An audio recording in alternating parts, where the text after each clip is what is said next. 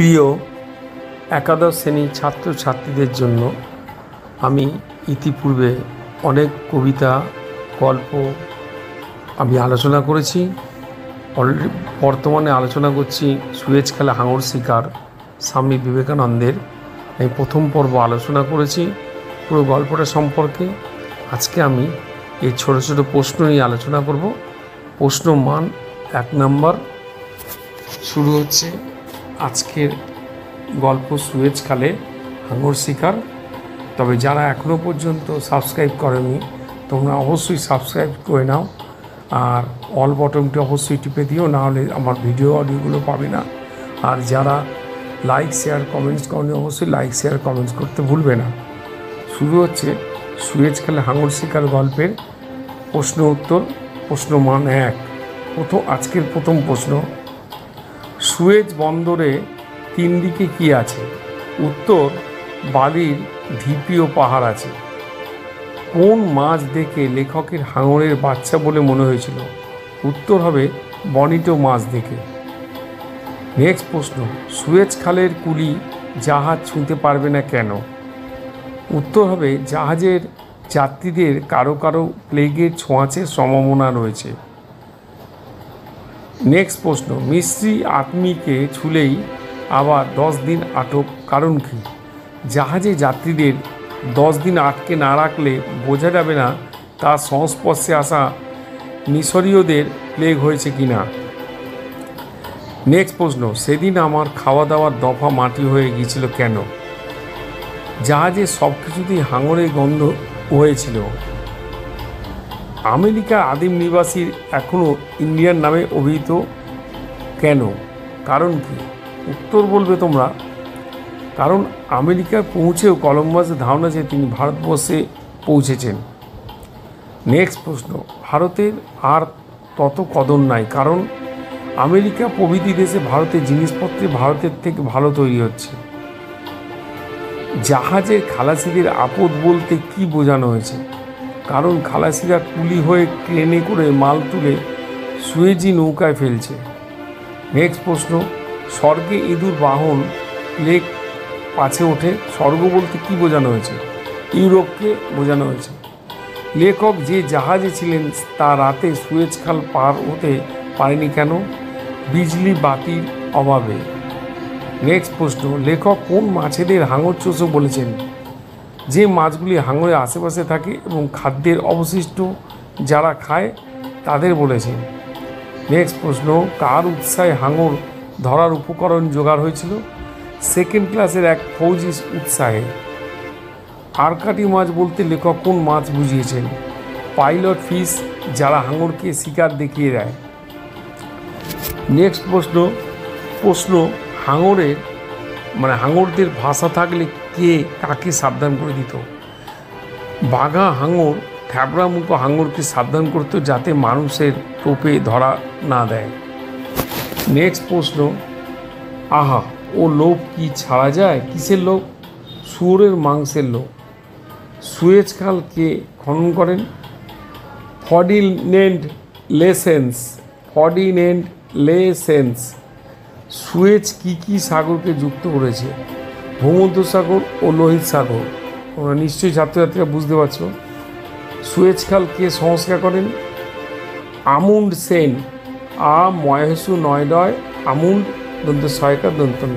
Next প্রশ্ন, Red Sea পার হয়ে কবে সুয়েজ খালে পৌঁছেছিলেন লেখক? 14 জুলাই। স্বামীজি যখন সুয়েজ খালে পৌঁছান তখন কোন রোগের আতঙ্ক ছড়িয়ে পড়েছিল? প্লেগ রোগে।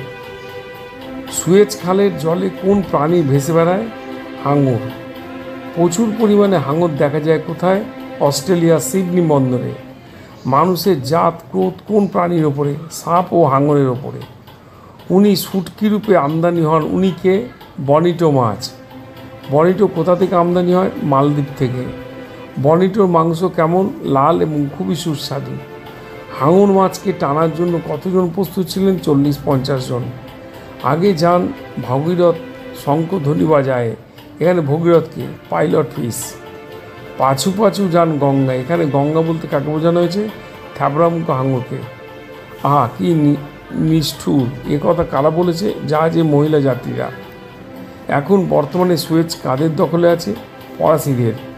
বর্তমান বলতে লেখকের সময়কালে। গোড়া আদমি বলতে কাদের বোঝানো হয়েছে? ব্রিটিশদের। সুয়েজ খালের স্থপতির নাম লেখো, ফার্ডিন্যান্ড লেসেন্স। তাহলে তোমরা বুঝতে পারছো। এবার আমরা একটু বড় প্রশ্নে যাই 2 নম্বরে। প্রশ্ন নাম্বার 2, এটি রাজনৈতিক মীমাংসা। কোন বিষয়কে রাজনৈতিক মীমাংসা বলা হয়েছে? স্বামীজি জানিয়েছেন সুয়েজ খাল কোম্পানির অধিকাংশ শেয়ার ইংরেজদের হাতে থাকলেও এ খালের সমস্ত দায় দায়িত্ব ফরাসিরা পালন করে থাকে। এটাই ছিল ইংরেজ ফরাসিদের রাজনৈতিক মীমাংসা।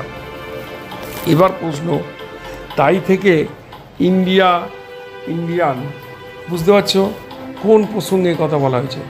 স্বামীজি জানিয়েছেন বেদে সিন্ধু নদের যে নাম ছিল তাকে ইরানিরা বলতো হিন্দু, গ্রিকরা বলতো ইন্দুস, এবং তা থেকে পরবর্তীকালে ইন্ডিয়ান কথাটি এসেছে। নেক্সট প্রশ্ন, বেদে সিন্ধু নদের কী কী নাম পাওয়া যায়? প্রথমে বলবে সিন্ধু আর পরে বলবে ইন্দু। সেই জন্যেই আমেরিকায় আদিম নিবাসীরা এখনও ইন্ডিয়ান নামে অভিহিত। তারা ইন্ডিয়ান নামে অভিহিত কেন?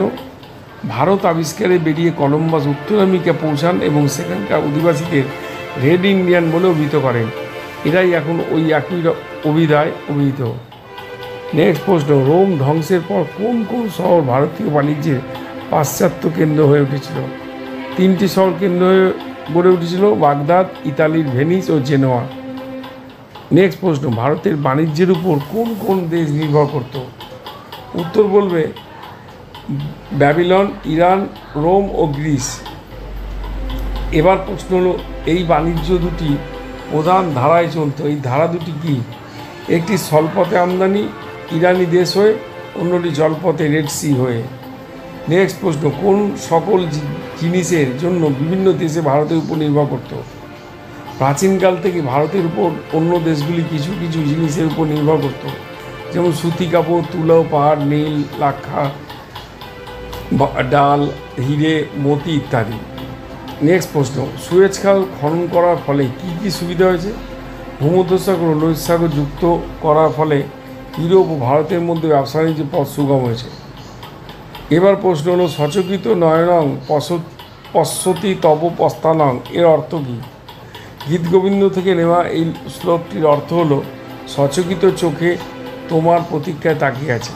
এই সচকিত নয়নং পশ্যতি তব পন্থাং প্রসঙ্গ লেখো। ফৌজি যখন হাঙর ধরার জন্য বড়শিতে মাংসের টোপ লাগিয়ে ফাতনাকে দূরে ফেলার জন্য জাহাজে যাত্রীরা উদ্গ্রীব হয়ে হাঙরের প্রতীক্ষায় ছিল, তখন বলা হয়েছে। এবার নেক্সট প্রশ্ন, হান গড়ের নাম বিভীষণ রাখার কারণ কী ছিল? হাঙরের মাছের গম্ভীর চালে চলার কারণে তাকে বিভীষণ আখ্যা দিয়েছিল। নেক্সট প্রশ্ন, বনিটো মাছ দেখে স্বামীজি খুশি হয়েছিলেন কেন? বনিটো মাছের মধ্যে রয়েছে প্রবল গতি ও তেজ, তাই এই মাছ দেখে স্বামীজি খুশি হয়েছিলেন। কারাটিন কি?